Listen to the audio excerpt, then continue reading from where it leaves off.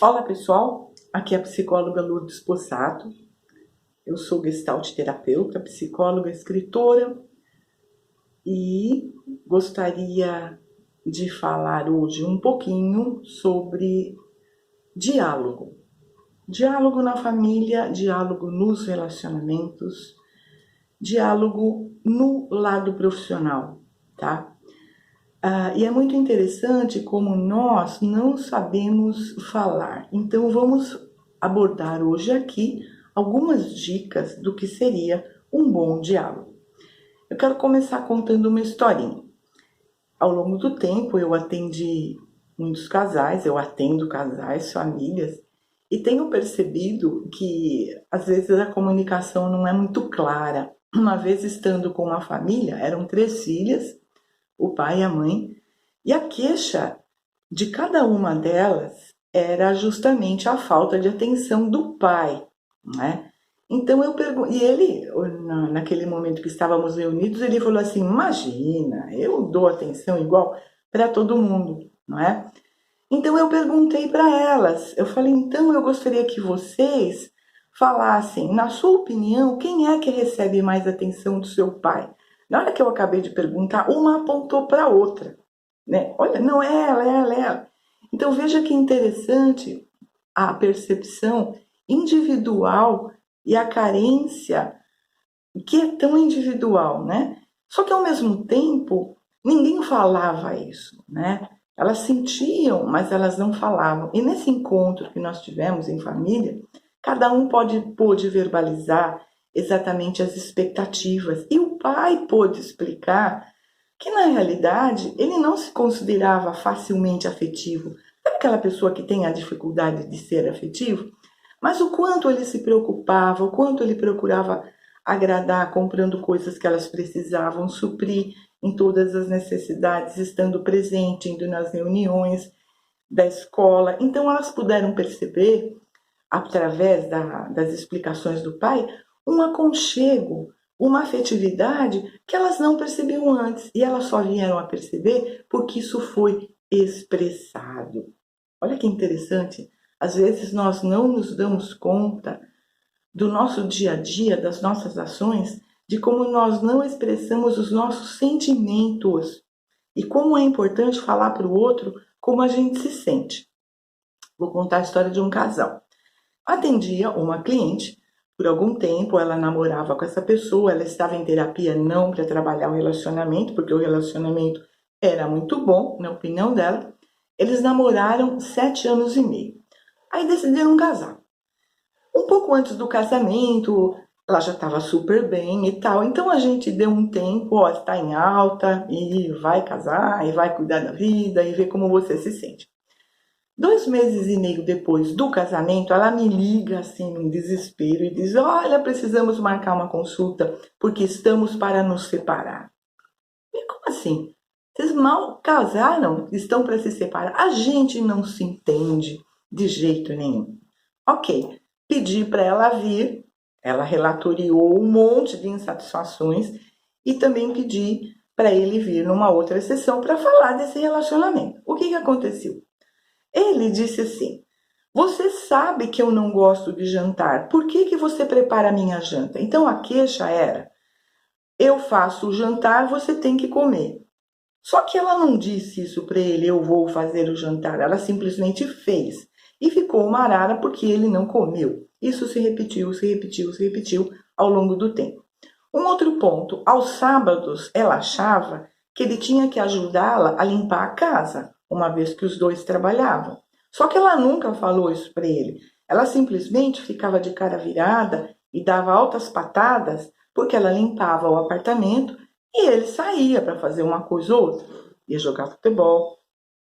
Então, nesse encontro do casal, nós pudemos verificar o seguinte: eu pedi a ele que falasse com ela como ele se sentia com essa obrigatoriedade de ter que jantar. E ele falou como ele se sentia. Aí sabe o que ela disse? Se eu faço o jantar é porque você tem que comer. Aí ele disse: mas você sempre soube que eu não gosto de jantar? Eu gosto de fazer um lanche? Você sabe disso? E ela respondeu: ah, mas agora a gente casou. Se eu faço jantar, você tem que jantar.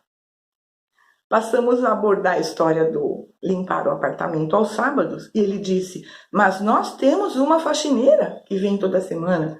Ah, mas a minha mãe disse que a gente tem que manter o apartamento limpo de sábado.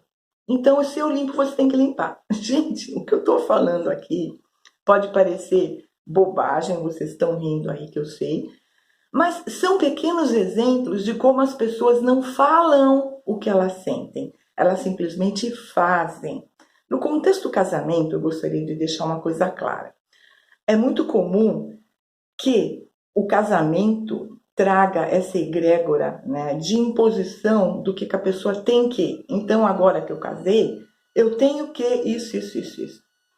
E ela copiou o script da mãe, sem valorizar, sem avaliar que ela não precisava copiar o script da mãe, porque ela tinha outra forma de viver, que o namorado não era o pai, entendeu? Então, olha como um encontro, no sentido da gente expressar realmente o que nós sentimos, é valioso. Num outro exemplo, um casal já casado há um tempão começou a acumular situações, pequenas situações, que nós chamamos na Gestalt terapia de gestaltes inacabadas. Sabe aquelas pequenas situações que no dia a dia a gente não fala, a gente vai deixando para lá e que vai acumulando, tá? E um dia se transforma numa coisa terrível. E eles estavam se sentindo muito afastados um do outro. Ele era o meu cliente e ele começou a dizer: puxa, mas eu estou sentindo que a gente está indo mal no nosso casamento, né? A gente tá assim, eu estou sentindo que, sabe, nós não temos mais cumplicidade, é um para lá, outro para cá. Aí eu pedi se ela concordava em vir fazer uma sessão, né, de casal. E aí a queixa começou assim: ah, você levanta muito cedo e você acende a luz e você me acorda. Isso me deixa irritada. Ele disse: ah, é? Então eu também posso dizer o quanto os seus cabelos no box também me deixam irritado. Gente, essa era uma reclamação do topo, tá? Quando nós começamos a realmente propor, né? Quando eu comecei a realmente propor que cada um falasse como se sentia, a coisa foi esmiuçando. E ao longo do tempo, cada um estava tão voltado para suas próprias obrigações que não estavam mais cúmplices, não estavam mais falando do que eles sentiam, não estavam mais conversando. E essas pequenas situações foram se somando no sentido de briga, de encrenquinha, de birrinha, que se manifestava nisso, tá? Os seus cabelos no box, ah, porque você não fecha o vidro de requeijão, ah, porque você não coloca o prato na pia, ah, porque você não me ajudou a pegar as coisas do carro, quer dizer, coisas bobas, tá? Mas que ao longo do tempo vão se acumulando e são o estopim de um afastamento. Dicas para o bom diálogo. Em primeiro lugar, gente, falar o que sente. Não no momento da briga. Aliás, pausa aqui e vamos falar sobre briga. Por que as pessoas brigam? Porque são inseguras, porque um lado quer mostrar para o outro que está certo e quer convencer o outro disso ou daquilo. É por isso que as pessoas brigam. Se elas se respeitassem, se elas respeitassem as opiniões divergentes, não tinha briga. Quer um exemplo? Tá? Supondo que nós estamos conversando sobre algo que nós não concordamos de jeito nenhum. Você tem uma opinião, eu tenho outra. Se eu chego para você e falo: puxa, você está super certo. Você tem toda a razão de pensar do seu jeito. Mas veja bem, eu tenho uma outra opinião, eu penso diferente. Eu gostaria que você respeitasse a minha opinião. E como foi o resultado do jogo ontem? Como foi o último capítulo da novela? Eu preciso mudar o foco da briga, da discussão, da divergência. Se todo mundo fizesse isso, não haveria briga, haveria respeito. Aliás, as pessoas estão juntas num casamento, numa união. Por quê? Porque tem afinidades, não é? Tem mais afinidades. Quando não tem muitas afinidades, é bom separar, tá? Quando tem mais divergência do que afinidades, não faz sentido ficar junto. Mas normalmente as pessoas estão juntas porque tem muitas afinidades. Só que elas não sabem trabalhar as divergências E aí elas brigam. E aí está um exemplo que eu acabei de dar de como o respeito evita a briga. Outra coisa importante, num outro momento, tá? Vamos deixar baixar a poeira. Num outro momento nós vamos conversar. O que é conversar? A conversa começa com o elogio. Por exemplo, gostaria muito que você soubesse o como eu amo você, como eu gosto de você, eu admiro você nisso, nisso, nisso, nisso. Só que veja bem, tem algumas coisas que eu realmente não gosto, não me sinto confortável e eu gostaria de falar sobre isso. Não como uma crítica, mas algo que você pudesse refletir. E aí eu vou falar daquilo que eu não gosto. Não me sinto confortável quando você, fala. Não gosto muito dessa forma como você age com, eu falo. Então veja bem, o bom diálogo, para eu ser ouvida, eu preciso dar uma atenção positiva.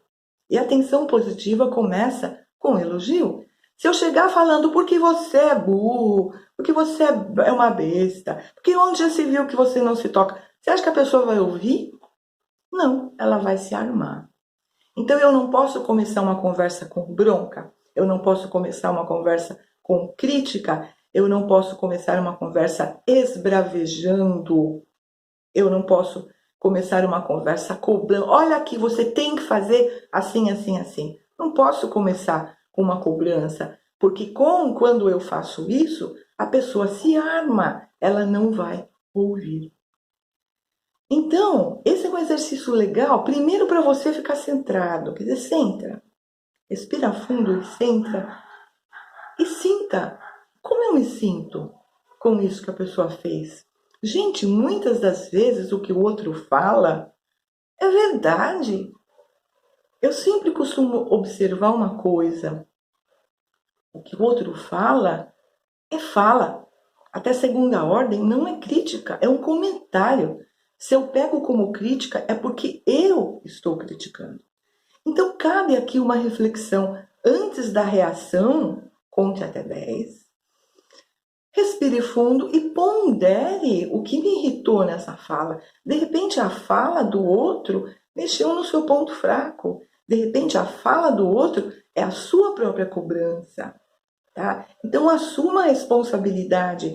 Eu me irritei, não foi o outro que me irritou. Eu me cobrei, não foi o outro que te cobrou. Tá? Isso também pode ser falado na conversa. Tá? Eu não me sinto confortável com as suas falas. E dá exemplo. Não me sinto tão, por exemplo, controladora ou gastadora. Sabe, tem críticas, às vezes, que elas machucam, mas elas precisam ser esclarecidas. Né? O outro pode ter uma certa fantasia sobre nós. Nós achamos que duas pessoas que convivem juntos se conhecem. Não necessariamente. Eu já trabalhei com casais com mais de 35 anos de convivência que literalmente não se conheciam. E permaneceram anos e anos e anos numa vibe de cobrança, de ressentimento, de culpa. Isso é muito ruim, por quê? Porque afasta as pessoas, não é? Afasta afetivamente, principalmente a mulher que tem um emocional um pouco diferente, ela não vai se sentir à vontade de ter uma relação sexual, ela se afasta literalmente porque ela não quer se dar para alguém que a magoou. Então, se não tiver essa conversa, se não tiver esse diálogo, as pessoas vão se encontrar? Como elas vão retomar aquela afetividade? E eu tenho observado, na maioria das vezes, nas terapias de casais, que o casal está junto porque se gosta, porque se ama. Só que às vezes aquele sentimento é altamente comprometido ao longo do tempo, porque as pessoas não falam o que elas sentem. Elas se cobram, elas se anulam em cima, às vezes, da dependência emocional, em cima do querer agradar, em cima do querer servir. Então eu vou fazer, na fantasia da pessoa é assim, eu vou fazer, eu vou agradar, para que o outro faça, assim, assim. E o outro não vai fazer. Por quê? Porque ele é uma outra pessoa, ele é uma pessoa diferente. Então, veja bem, a necessidade de nós assumirmos responsabilidade pelo que nós somos. Então, primeiro você vai saber de si, você vai se autoanalisar. O que me irritou nessa conversa, nessa fala? Meu, conteúdo meu. Eu vou lidar com isso primeiro, antes de ficar brigando.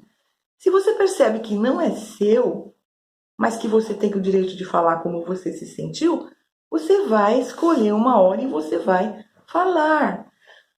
Uma observação hiper importante: as famosas DRs não podem acontecer no quarto, muito menos na cama, muito menos antes da transa. Ok, gente? As famosas DR têm que acontecer em lugares neutros. Vai num restaurante, vai numa lanchonete, vai numa praça. Por quê? Porque não vai chamar atenção. Ninguém vai ter aquele impulso de brigar, de dar porrada, de sair correndo, de ficar na birra, fingir que não ouviu. Ok? Então, escolha um local neutro. Vá num restaurante, saia, vai caminhar, senta no banco lá, no parque, sabe? E vá conversar. Precisamos conversar. E começa pela parte positiva. E começa falando o que você sente, tá? Quando você esbraveja, critica, cobra, xinga, o outro não te ouve, ele se arma. Porém, quando você fala do que você sente, quando você é verdadeiro, quando você transmite aquela atenção positiva de verdade, tá? Você é ouvido, o outro vai ouvir e ele vai ponderar. Outra coisa importante, gente, não é porque eu acabei de falar que o outro tem que entender tudo e mudar, certo? A gente precisa dar um tempo para a pessoa elaborar o processo da informação. Eu já trabalhei com casais que, embora morando junto um tempão, mais de 30 anos, como eu falei, não sabiam que o outro pensava uma determinada coisa. Olha que interessante. Aí, né, eu perguntei, mas como assim? Nunca falaram sobre isso?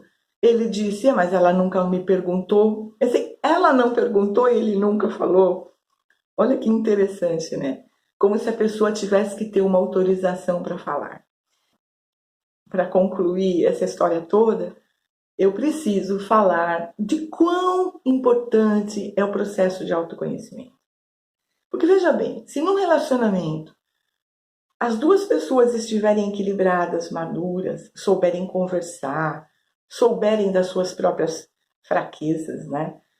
Elas vão ter um relacionamento mais dinâmico, mais aberto, mais verdadeiro, certo? Quando as pessoas vão para um relacionamento com as neuroses da dependência emocional, da tirania, do ter que, né? 1000 cobranças incríveis dentro dessa aprendizagem da história de cada um, nós vamos ter relacionamentos contaminados, neuróticos, complicados. Então, veja bem, a neura de um afeta o outro e vice-versa, porque um alimenta o outro. Exemplo, crise de ciúme, tá? Se um é ciumento, o outro não é, mas esse que não é entra no jogo da crise de ciúme, ele está alimentando, criou-se uma regra. Quando alguém precisa de atenção, ele faz uma cena de ciúme.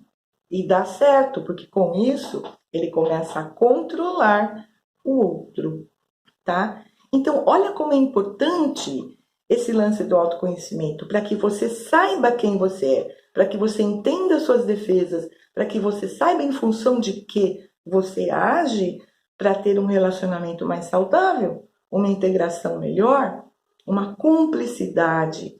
Isso eu estou falando, gente, em todos os relacionamentos, tá? No vínculo de empregado-funcionário também, de líder para o empregado, o diálogo é muito valorizado e ele obedece às mesmas regras.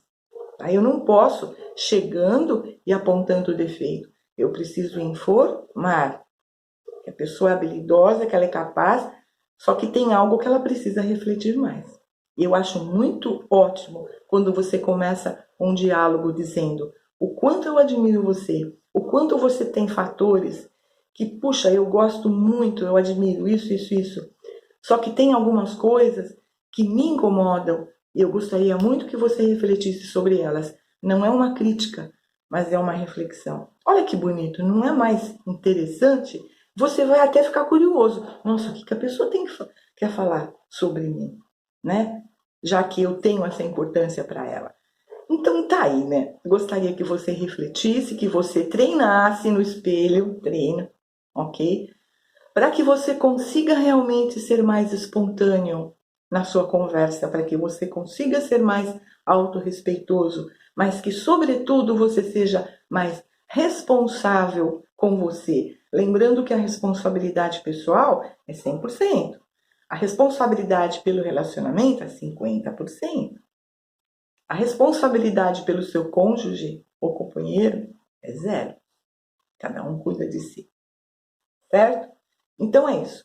Namastê. Obrigada pela atenção. Se vocês tiverem dúvidas, deixem aí nos seus comentários elogios, críticas, sugestões de novos temas. Agradeço bastante, inclusive, pelos feedbacks que eu estou recebendo pelos outros vídeos aqui do nosso canal. Se inscreva e divulgue esse assunto, esse vídeo, os outros vídeos, para quem você acha que precisa se autoconhecer. Gratidão e até o próximo vídeo. Fiquem na paz.